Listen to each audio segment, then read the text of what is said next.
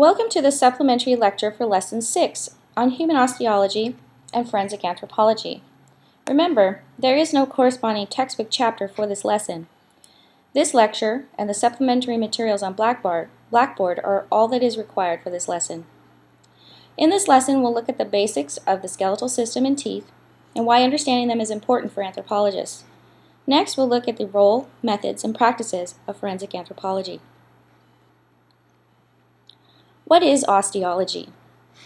Osteo means bone, and logy is the study of something. So, literally, osteology is the study of bone. In general, it is the study of the anatomy and physiology of the skeleton and teeth.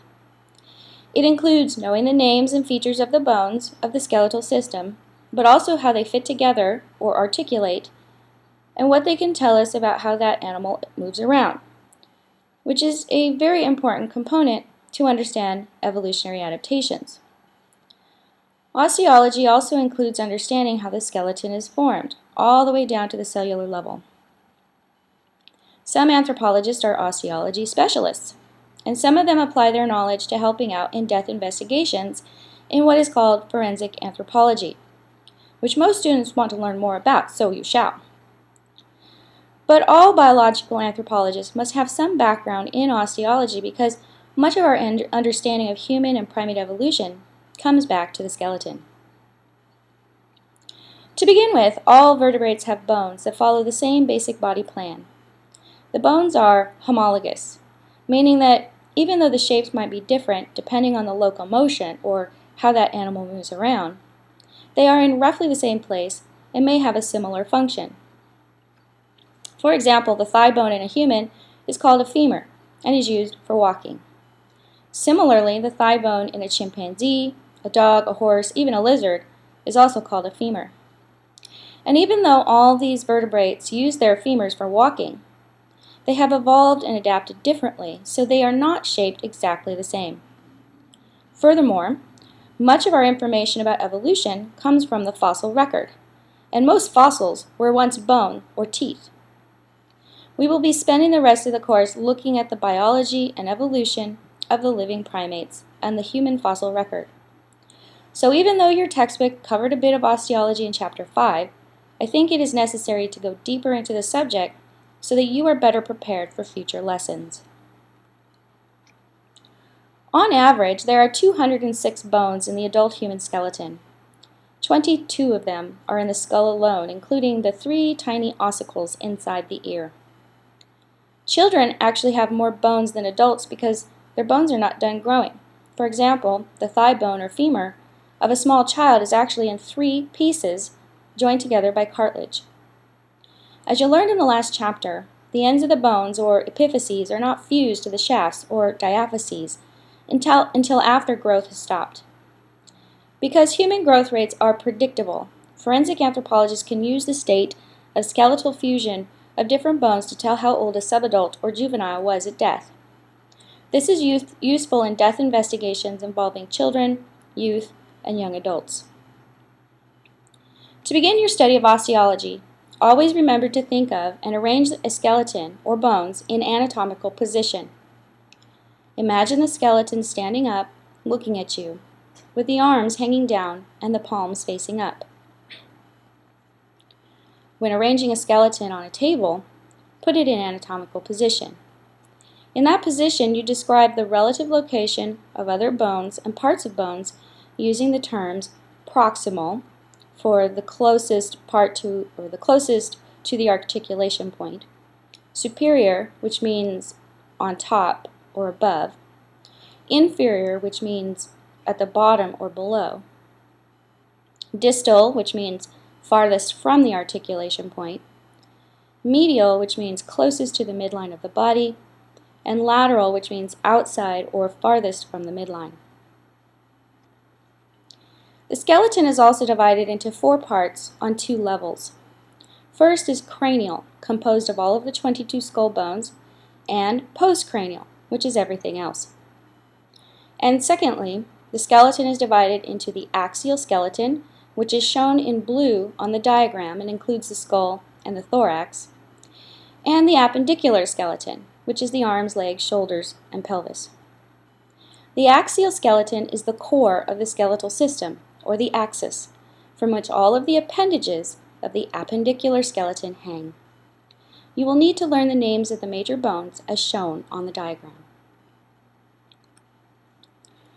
Bone anatomy is divided into three parts: gross external anatomy, gross internal anatomy, and microscopic anatomy. Gross external anatomy includes the major bone forms such as femur, humerus, frontal bone, and so forth, that were shown on the skeleton diagram on the previous slide. It also includes what are called features of those bones.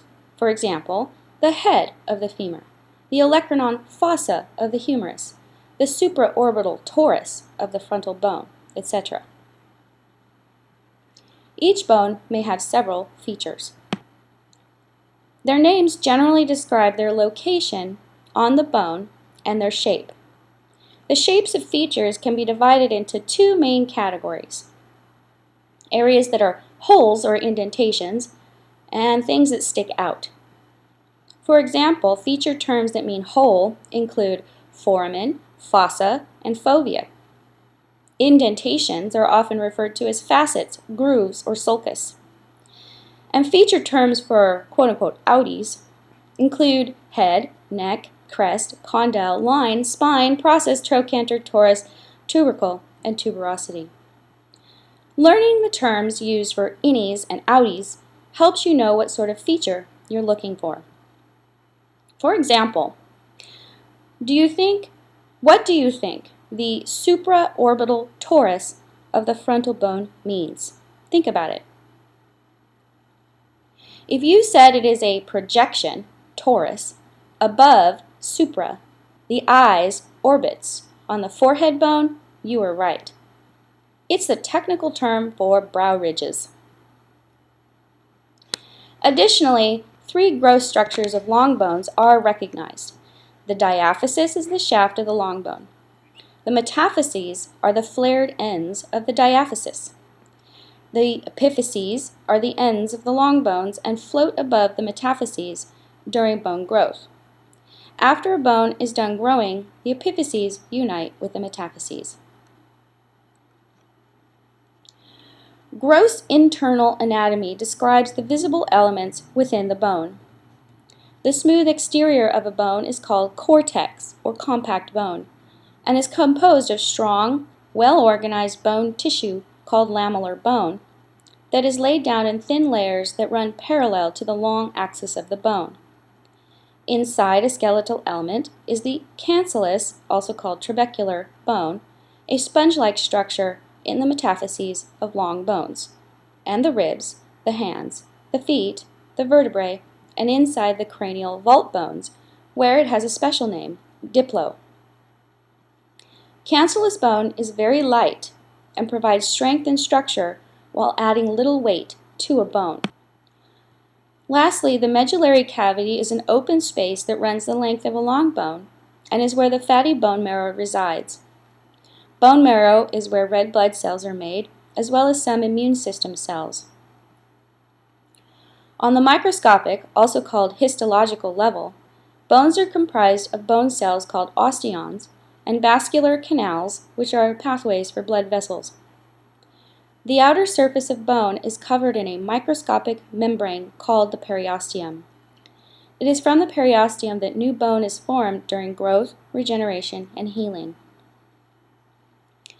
Osteons contain pathways through their middles for the passage of tiny blood vessels. These spaces are called Haversian canals. When an osteon first appears during formation and growth, they are called primary osteons, but they die and are replaced by secondary osteons. Secondary osteons don't live forever, though, and they too die and are replaced one by one about every 7 years. In other words, 7 years from today, you will have none of the same osteons you have right now. As should become clear at this point, the skeleton is a living organ, not just a dead structure within us. When you were a fetus, all of your bones were made of cartilaginous precursors called hyaline cartilage models. Skeletal structures ossify or turn into bone at predictable rates in different parts of the body. This is incredibly useful for forensic anthropologists when estimating ages of young people. Long bones grow by a process called apposition, which is basically the depositing of a bony matrix of fibers and mineral crystals from the diaphysis onto the ends of the metaphyses. This area is sometimes referred to as the growth plate or the epiphyseal plate. Bones grow in width from the inside out when cells called osteoblasts deposit bony matrix onto the smooth outer compact bone. At the same time, a different kind of cell called an osteoclast breaks down bone inside the medullary cavity and carries it away. To explore bone growth further, please visit the Bone Growth Animations website linked to on Blackboard.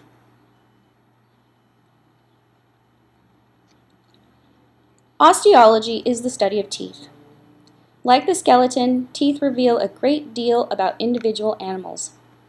Teeth are adapted to diet, which is a reflection of the environment. Teeth can tell us what an animal ate, which tells us a lot about their behavior. Some primates have very large canine teeth, which they use for fighting, not eating. Species can be identified by certain structures their teeth have, which is very useful to us in documenting human and primate evolution since they fossilize so well. In the forensic context, teeth are often used when making estimations of age at death, since they erupt at predictable rates through childhood as discussed in Chapter 5, and to a lesser degree, ancestry, time since death, pathology and trauma, and even general health. Teeth can also be used to make positive identifications using antemortem records and x-rays. Dental care seen in teeth can tell us a lot about a person as well. Fillings, orthodontics, false teeth, etc. also help us say something about social and economic status. While whole books have been written on odontology, you only need to be familiar with the basics of tooth anatomy. We will be looking at primate dentition in great detail in future lessons, so what you learn here now about human teeth will apply because, like bones, teeth are homologous in primates. Basic tooth anatomy is as follows. The crown is the visible part above the gum line. Enamel is a white covering over the crown that in molars make up the cusps. The root implants the tooth into the mandible or maxilla, and the neck is the part in between the root and the crown. Teeth near the front of the mouth usually have just one root, while those near the back have two. Lower molars, for example, have two, or 3 to 4 roots in the case of the upper molars.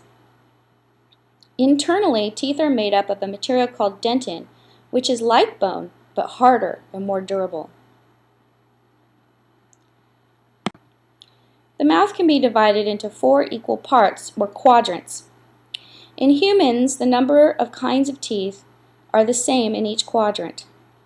In adults, there are 2 incisors, lateral and central, 1 canine, 2 premolars, which your dentist refers to as bicuspids, and 3 molars, which includes the quote-unquote wisdom tooth, for a total of 32 permanent teeth. In children, there are 20 deciduous or baby teeth, 2 incisors, 1 canine, and 2 molars in each quadrant. No premolars. Because animals can differ in the numbers and types of teeth in each quadrant, we often include their dental formula when discussing their traits and characteristics. For adult humans, the dental formula is 2, 1, 2, 3. Because we have 2 incisors, 1 canine, 2 premolars, and 3 molars in each quadrant of the mouth. What is the dental formula for a human child with no adult teeth? If you said 2, 1, 0, 2, you are correct.